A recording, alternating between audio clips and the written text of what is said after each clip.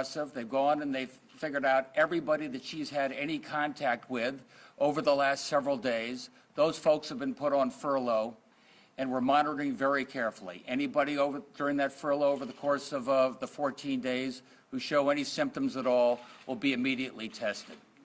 Look, this is a virus that is very contagious, spreads fast, not fatal to very, very, very few people. It's going to be like a intense flu season, but we have to be ready, and that's why I'm surrounded by folks right here who know exactly what we ought to be doing. I'm here with Mayor Mark Boughton of Danbury and Harry Rilling of Norwalk, because this person worked at both hospitals, and both are under this strict surveillance right now. With that, I'd like to introduce to you Carrie Eaton. She's the COO of the hospital, Nuvance Health, who's on top of this. Hi, good evening. I first want to thank all the local officials, the Department of Health, and all the other public health agencies that have been assisting us. One of the ways we're successful in our communities and keep our communities safe is by partnering and working together, and so we do all appreciate the support. I would like to make sure that everybody knows that Danbury Hospital, Norwalk Hospital, our whole Nuvance Health system has been preparing for a potential COVID-19 infection since mid-January, literally meeting daily, weekly, with multidisciplinary teams, infectious disease experts, logistics experts, emergency preparedness experts, to make sure that our hospitals were prepared to keep our communities and our patients and our employees safe. So I feel very comfortable and confident that we're on the right path to do so. As the governor said, it was somewhat inevitable that there was going to be a positive COVID-19 case in our state, and the first one happened to be an employee who works at our hospitals and is a resident of the state of New York, where we believe the person was infected. We are really working hard back at the hospital. I have teams at Norwalk Hospital and at Danbury Hospital who are currently working to make sure that we identify any and all persons who need to be notified of their potential exposure to this particular person who tested positive. We have physicians sitting at the hospital making those calls, along with other clinical experts.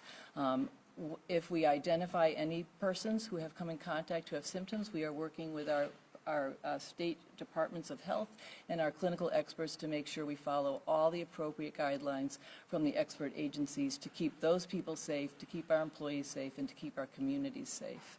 So I really do feel like we are very well prepared.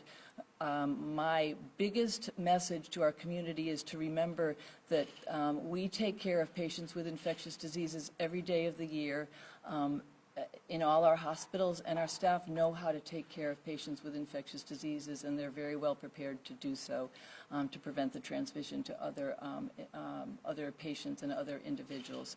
So that is what they are doing. That is what they will be focused on. We also want the community to be calm. Honestly, the advice that we're giving that's probably the most important advice is wash your hands really frequently. Make sure you wash them and scrub them for at least 20 seconds. Avoid shaking hands. The elbow bump's become very popular. Don't touch your face because we tend to transmit these viruses to ourselves on our hands and putting our hands on our face. If you feel sick, please don't go to work. Please stay home. And if you have symptoms that are of concern to you, call your primary care physician as well. The state has hotlines set up for people who do not have primary care physicians to find out whether or not they should be seen by a physician or treated any more extensively than just staying home till they feel better. That, I think, is the most important information I could share with you. Thank you for your support. We will work hard and continue to work hard as we always do to protect our communities and to protect our staff. And thank you again to the public agencies. Well, thank you for that, Carrie. And very good practical advice. Somebody who's been coordinating the federal, state, and the local response to this virus is Renee Coleman-Mitchell, our Commissioner of Public Health. Renee? Good evening, everyone. I want to take the opportunity to say, remember we kept saying it's not a matter of if, it was when, and we all keep saying that. I have to say that we have been working with our healthcare systems and sector for several months now in preparation, and so there's full confidence in what Danbury and Norwalk hospitals will be doing in terms of their incident command and addressing this situation. Our purpose and our role as the Department of Public Health is truly to support what they're doing, to be in a supportive way, to provide technical assistance if needed, and to have our staff down here ensuring that the right procedures and questions can be answered. What I will tell you now is that with our lab, our state public health lab, we have to date 42 specimens that have been tested, 42 specimens. All of those specimens are negative. We have currently 11 in the queue to be tested. And so there is no one, as to date, no positive COVID-19 cases in Connecticut. Keep in mind, this particular case, the source was started in New York. I will also like to say that we do have the 211 hotline. 211 hotline that's available for people who do not have symptoms that have just basic questions. The frequently asked questions are going to be posted and available for people to listen to, but also there is a person who can address your questions. Again, that is for individuals who do not have symptoms that want general questions about COVID-19 answered. Thank you. You want to talk about the test kits that you're getting from folks? So I also want to inform you that we currently have one kit. One kit provides 600 tests. Our governor has put in writing the request for additional kits to do additional testing. Our goal is to be able to get a kit for early next week that will provide additional 600 tests that can be performed at our state public health lab. We want to also ensure that people who want to be tested can be. Our state lab has a certain capacity, so we're very excited to know that there's commercial labs, LabCorp, Quest Diagnostics, that are on board and being able to test. But we, as a state health department, will be looking to get, hopefully by Monday or Wednesday of next week, an additional kit that will provide additional 600 tests. One kit equals 600 tests. Thank you. Thank you, Commissioner. That was good. Thank you, Renee. We're expanding our testing capacity every day. And remember, 211, dial that if you have any questions, or ct.gov for all the updated information on this fast-changing situation. With that, I'd like to introduce two of my favorite mayors, Mark Boughton and Harry Rilling, Norwalk and Danbury, both of whom have hospitals on the front line here. Thank you very much, Governor. It's my honor to be here with my compatriot, Mayor Rilling, and of course with Governor Lamont and Lieutenant Governor Bysowitz. I really can't add much to what's already been said except to thank the governor's office and his team for being really just ahead of the curve on this all the way through. The commissioner's been absolutely outstanding in the work that she's done. I want to point out our local health commissioner, Lisa Morrissey, who's done an excellent job as well.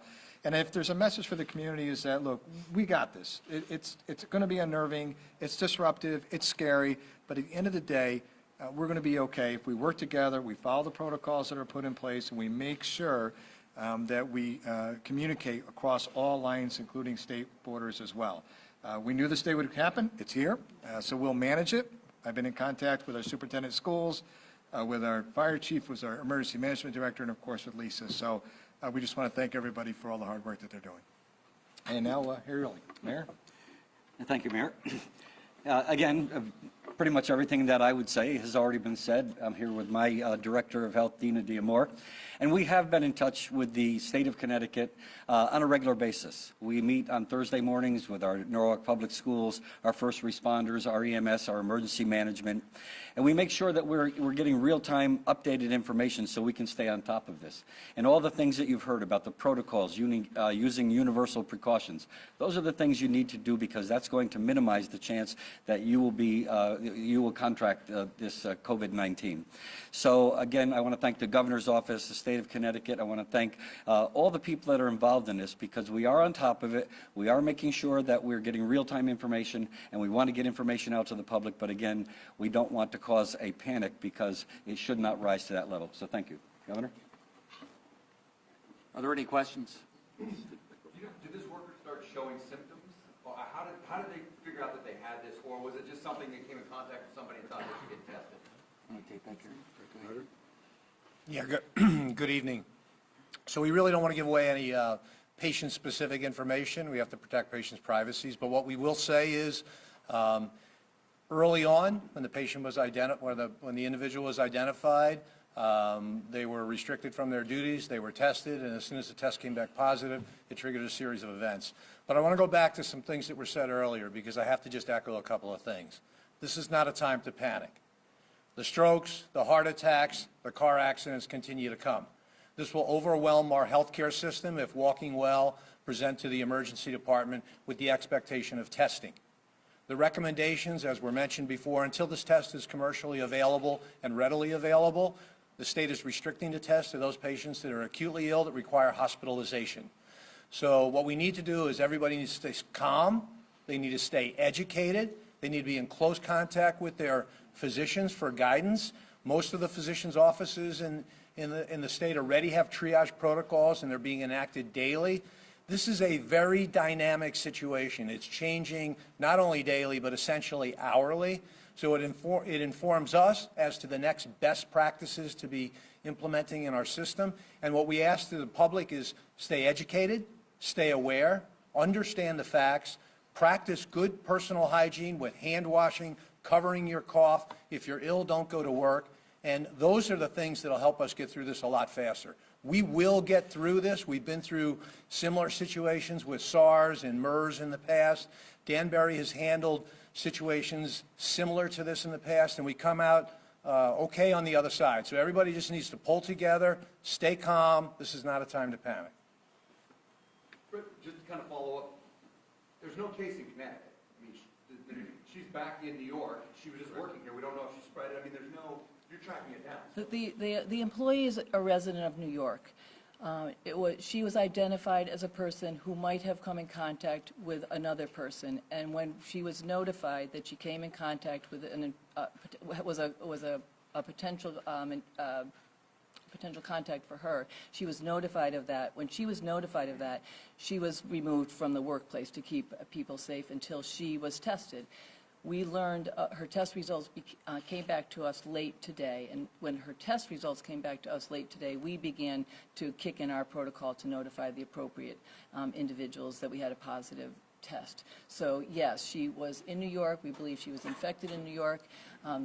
When she was notified by the New York public health agencies that she might have had an exposure and that she should be self-quarantined. She self-quarantined, she was removed from the workplace, and then we followed all the protocols. There are really very clear protocols about how to manage each one of these individual exposures, and they were all followed exactly according to the guidance that has been issued by the CDC.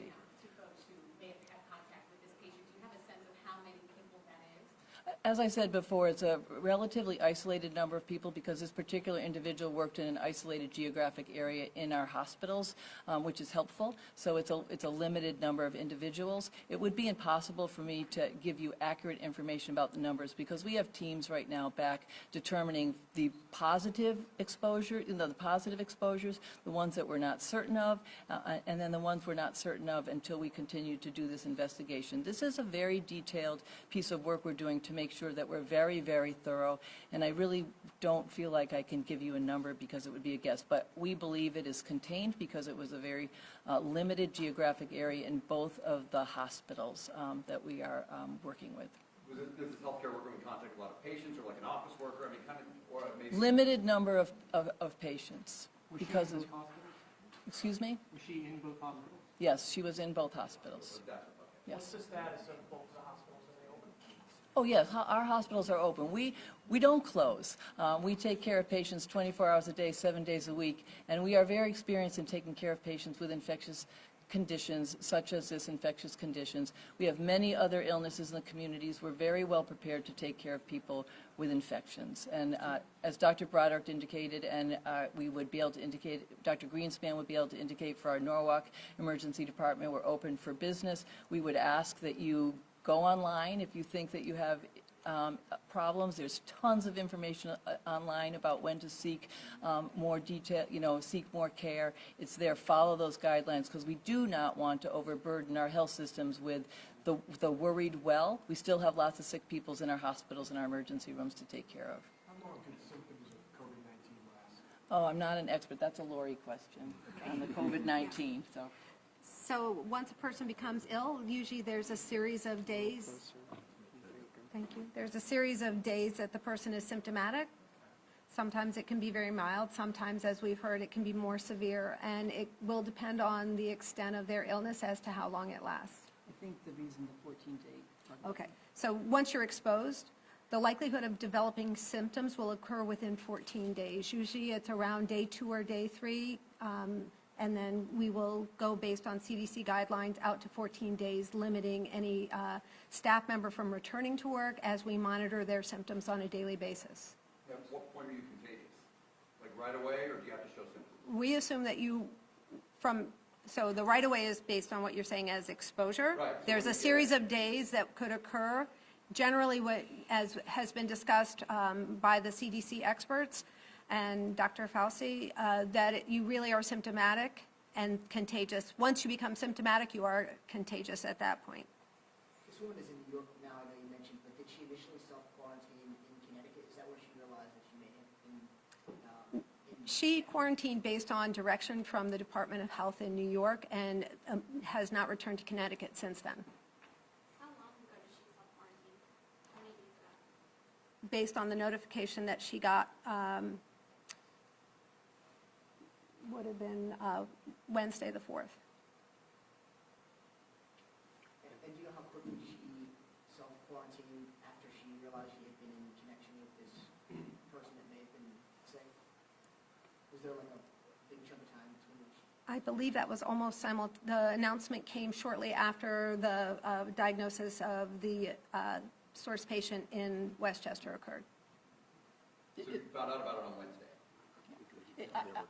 Just if I might, one, I wanted to introduce Lori Brentlinger. I didn't do that. She's our expert infectious control practitioner at the hospital. So thank you very much, Lori. I think the questions that you're asking are better suited for the Department of Health in the state of New York because they conducted that investigation and they were the ones in the contact with the employee around asking her to self-quarantine because the exposure was believed to have occurred in New York. So I don't want to answer questions incorrectly that were really conducted in another state. I'd like to just conclude by saying, not unexpected, we are ready, and I think you can see the professionalism of the people here with us, that we're ready for what may happen. Thanks, everybody. Thank you. Thanks, everybody. Good job. Thank you. Thank you.